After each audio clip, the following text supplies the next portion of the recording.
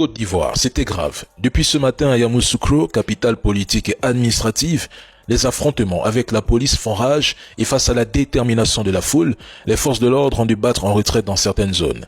La ville était paralysée, routes bloquées, circulation impossible dans certains points.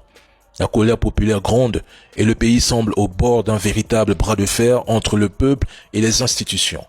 Environ 700 personnes ont été arrêtées lors de ces manifestations et 26 d'entre elles ont déjà été condamnées à 3 ans de prison pour troubles à l'ordre public.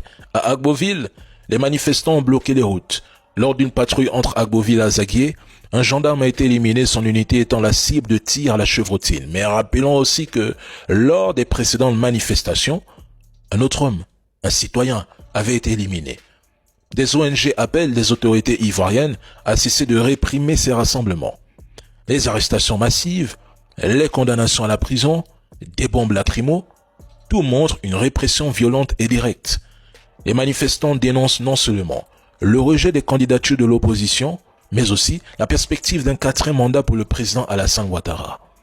Ils ne veulent pas qu'une élection présidentielle soit organisée dans le pays. Le président Laurent Gbagbo doit prochainement s'exprimer.